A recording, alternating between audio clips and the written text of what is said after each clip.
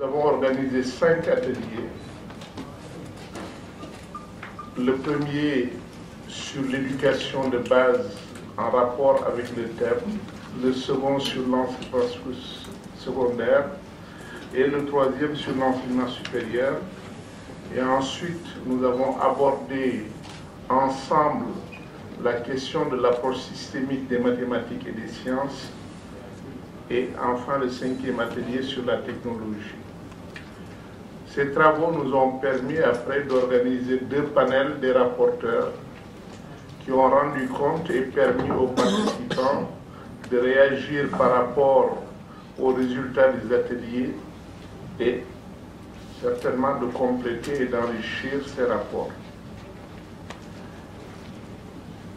Ce que je peux dire, c'est que les résultats de ces 2 jours de travail nous ont beaucoup apporté. Beaucoup apporté sur la question de l'identification des défis et des problématiques que pose l'enseignement des sciences, des mathématiques et des technologies. Beaucoup apporté aussi en termes d'expériences qui ont été menées pour faire face à ces défis. Et les différents pays qui ont participé ont fait état des expériences qu'ils ont eues, soit dans le domaine de l'enseignement des mathématiques et des sciences, soit dans le domaine des technologies. Et pour nous, à DEA, il était important d'identifier des contributeurs à la triennale, notamment en ce qui concerne ce que nous appelons le travail analytique. Et d'après les comptes, en tout cas que j'ai actuellement, nous pouvons compter au moins sur 22 à 23 contributions, ce qui peut être important. Il va être difficile de rendre compte de la richesse de cette moisson. Je vais donc essayer de souligner quelques points simplement. D'abord, sur le diagnostic de la situation de l'enseignement des mathématiques, des sciences et des technologies en Afrique. Monsieur le ministre, notre attention a été attirée sur une situation qui reste malgré tout préoccupante en ce qui concerne le continent africain. C'est vrai qu'ici ou là, des innovations sont développées, des progrès sont accomplis. Mais les constats essentiels, c'est que les résultats des apprentissages dans ces domaines restent faibles. Ils sont faibles dans l'enseignement primaire, où c'est à peu près, selon les évaluations existantes, un élève sur 2 qui maîtrise le seuil minimal d'apprentissage dans ces domaines. Quand nous prenons l'enseignement secondaire, les évaluations qui existent, c'est encore plus préoccupant parce que c'est en gros 21% seulement des étudiants africains à ce niveau qui atteignent le seuil minimal.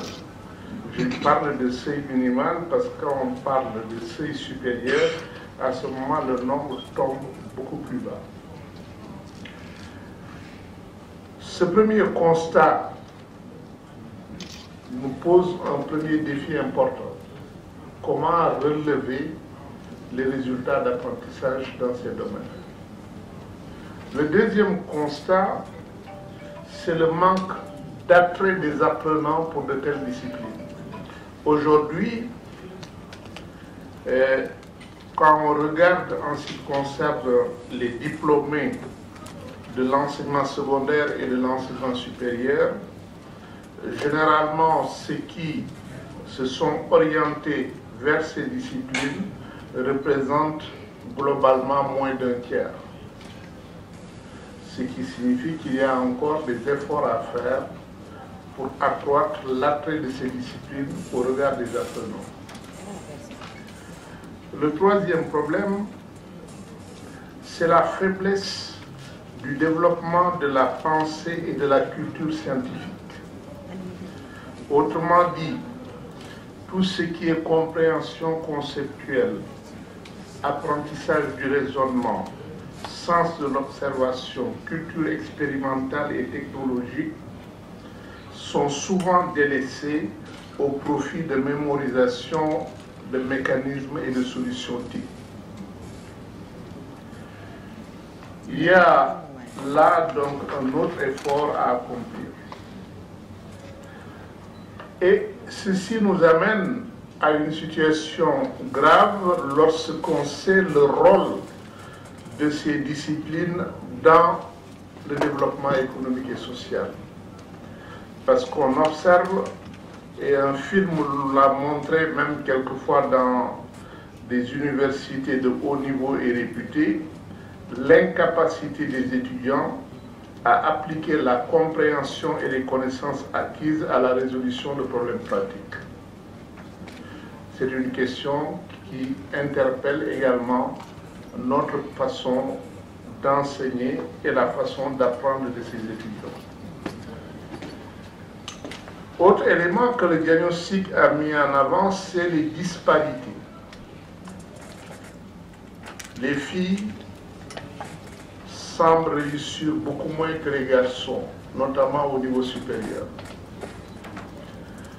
Mais aussi les disparités qui sont liées au social et les disparités géographiques, rural, urbain et riche et pauvre. Ça fait longtemps que nous prenons conscience de ces défis, mais ça fait longtemps aussi que nous prenons des résolutions dans ce sens. Il n'y a qu'à rappeler la conférence régionale africaine de 1996, qui avait pris de fortes résolutions pour pouvoir inverser toutes ces tendances. Mais nous ne notons pas en Afrique de manière générale d'avancées significatives pour inverser de telles tendances. Alors, que faire? La question, c'est aussi comment le faire de façon à réussir. D'abord et avant tout, les solutions doivent être recherchées là où se pose la réussite de ces apprentissages, c'est-à-dire l'établissement et la classe. Et je crois que les participants ont beaucoup insisté sur les questions d'abord pédagogiques. Certes, cette révolution pédagogique qu'on attend depuis longtemps, la révolution copernicienne en pédagogie, que les élèves soient au centre et non plus les enseignants, mais cette révolution, on en parle depuis presque un siècle, mais nous n'arrivons pas encore à réaliser et nous devons réfléchir pourquoi. Les enseignants continuent d'enseigner comme ils ont appris. Comment rompre ce processus de reproduction? Ce n'est guère facile, mais les participants ont souligné la nécessité de renverser la formation des enseignants dans ce domaine. Et nous y reviendrons tout à l'heure. Au-delà de la question de la pédagogie, il y a la question des curricula. Nous sommes passés des curricula basés sur les contenus aux curricula basés sur les objectifs puis sur les compétences. Mais lorsque nous visitons les classes, tout reste rivé sur les connaissances. Et les contenus et situations d'apprentissage restent insuffisamment articulés et nous avons besoin de contextualiser plus et ces contenus et ces situations. Les systèmes d'évaluation doivent être interpellés dans ce sens parce que la pédagogie, les curricula, les pratiques d'enseignement et les pratiques d'apprentissage sont largement déterminées par l'évaluation. Parce que les élèves seront jugés par cette évaluation et les enseignants aussi. Alors, chacun bachote en vue des examens. Et c'est pourquoi les changements que nous attendons sont difficiles.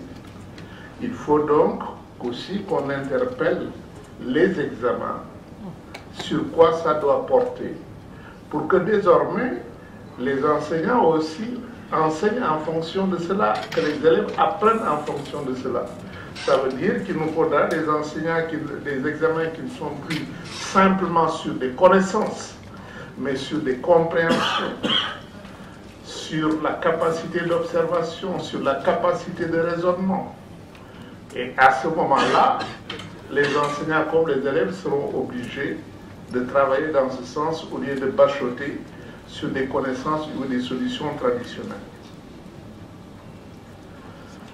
La question du support de l'apprentissage a été beaucoup évoquée, et notamment l'utilisation des TIC. Et l'idée est que cette utilisation, si elle est réellement intégrée à l'apprentissage et pas simplement additionnée à ce qui existe actuellement, pourra changer les méthodes pédagogiques. Autrement dit, donner des possibilités d'auto-apprentissage et d'inter-apprentissage qui feront que l'enseignant ne sera plus au centre et que l'élève pourra avoir des supports de recherche, d'observation, d'expérimentation et d'apprentissage et de construction de son propre savoir.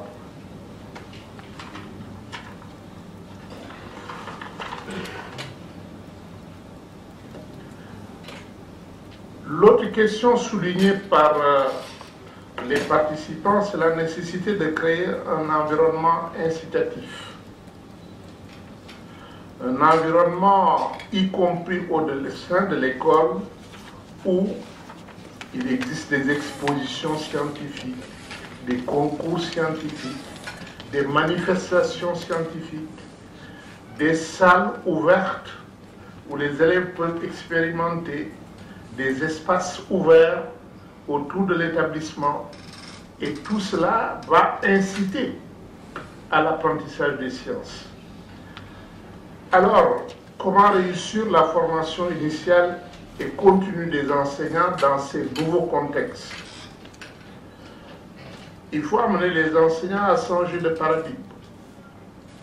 Et le premier changement de paradigme, c'est de se dire que tous les élèves peuvent apprendre les mathématiques et les sciences. Et qu'il ne faut pas être un génie pour être en mesure de les apprendre. Si les enseignants se disent cela, alors à ce moment-là, ils peuvent créer les situations d'apprentissage où chacun pourra réussir. Ils peuvent adapter ces situations d'apprentissage et ne pas se contenter d'un cours global. Et un cours global, c'est pour ceux qui peuvent s'y adapter. Les autres qui ne peuvent pas s'y adapter, évidemment, sont perdants. C'est aussi dans la formation des enseignants qu'il faut révolutionner. Apprendre aux enseignants la pédagogie active, ce ne sont pas des cours sur comment faire la pédagogie active. Il faut créer des situations où ils ont des pratiques réflexives, où ils ont un apprentissage entre pairs, où ils sont en train de faire la critique de leur propre démarche, où ils examinent eux-mêmes et évaluent des séquences pédagogiques, mais qu'on ne se contente plus de faire des leçons de pédagogie active, parce que les leçons de pédagogie active ne servent pas à apprendre la pédagogie active. La formation des enseignants doit aussi atteindre tous les niveaux. Les collègues vont souligner la nécessité qu'au supérieur, aussi que la formation pédagogique se pose et qu'il y ait des cellules pédagogiques permettant aussi aux enseignants du supérieur de pouvoir, sur les questions pédagogiques, apprendre entre pairs, évaluer entre pairs. Et que ceci aussi fait partie de la démarche pour pouvoir progresser dans ces domaines. Enfin, la question de l'approche systémique, c'est-à-dire que les différents ministères qui gèrent les niveaux du système puissent aussi coordonner afin que la dynamique soit une dynamique globale et cohérente et que la stratégie qui est mise en œuvre puisse être mise en œuvre à tous les niveaux d'une manière continue. Cette synergie qui est recherchée devrait aussi ouvrir la porte à des compétences terminales dans ces domaines. Pour être plus clair, c'est vrai que chaque niveau doit préparer au niveau suivant, mais il ne faut pas oublier que chaque niveau, il y en a qui sortent et qui ne partiront pas au niveau supérieur et qui ont besoin de compétences terminales pour s'insérer dans la société et dans la vie. Enfin, deux éléments essentiels que les participants ont soulignés. Cette transformation ne se fait pas seulement au sein de l'établissement. Certes, l'établissement est le lieu principal, mais aussi il faut que dans l'environnement social, cette culture scientifique commence à se développer pour accompagner les transformations au niveau de l'établissement. Il faut qu'au niveau aussi de l'État, qu'il y ait des initiatives en matière d'incitation, en matière d'environnement global qui permettent de pousser vers ces transformations.